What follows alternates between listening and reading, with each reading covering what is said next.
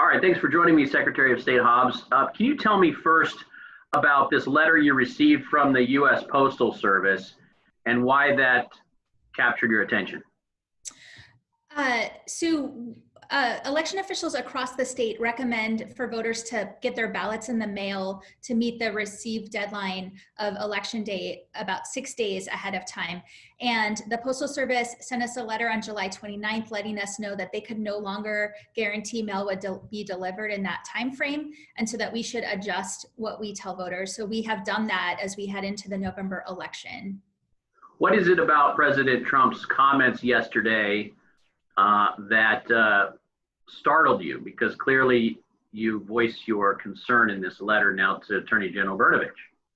Well, I wouldn't say necessarily that his comments startled me. I think his comments laid bare the intent of interfering with the elections by undermining the resources and services that the Postal Service provides. What are you asking the Attorney General to do? So Arizona state law 16-1003 makes it a crime to knowingly delay the delivery of a ballot. And it seems really clear that that is what the president is trying to do.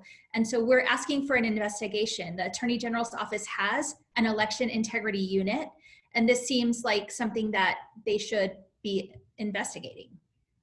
The Attorney General just gave me a response saying, quote, "We review every complaint regardless of merit. Confidence in elections is the cornerstone of our democracy. I will continue to protect the integrity of our elections, even when other state officials won't." What is your reaction to that response? As the chief election officer of our state, it is also my job to help ensure the integrity of our elections. And that is exactly what this referral to the AG's office is designed to do. And we should all be focused on that for the best of Arizona voters. In terms of just the scope of history and democracy in the US, how do you rate what the president is trying to do right now with the US Postal Service? Well, I don't want to go back and rehash a bunch of things that have happened in history. What I think is clear is that we have the top official in our United States government working to undermine institutions that have long been held in this country, our mail service, our elections. And now we're seeing where those things come together. And I think it's unprecedented. And my office has been flooded with calls over the last 2 days. Voters are very concerned about how this is going to impact their ability to have their vote counted in November's election. You do believe the president then is trying to interfere with the election? He said so yesterday. It doesn't matter what I think. He said yesterday, and I think reiterated it today, that if the Postal Service is disrupted, people won't be able to vote by mail. And the CDC is recommending voting by mail as the safest option for voters during this pandemic. We've heard the president express this. Senator Martha McSally did yesterday as well. They're concerned about certain states rushing a universal balloting system that may be flawed and that may allow for fraud. Do you share any of those concerns?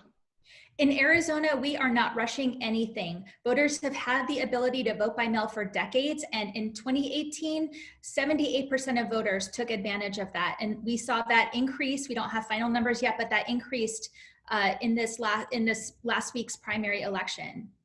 Could you see why they're concerned of this happening in some other states?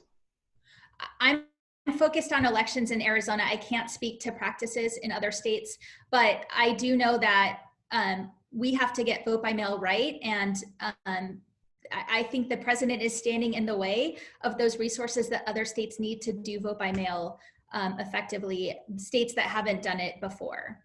Last thought here, given Attorney Brnovich's statement that I just read to you, do you believe he is taking your complaint seriously?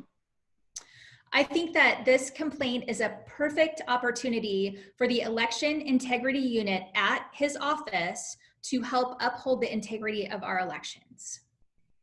Thank you, Secretary of State Hobbs. I appreciate it. Thank you.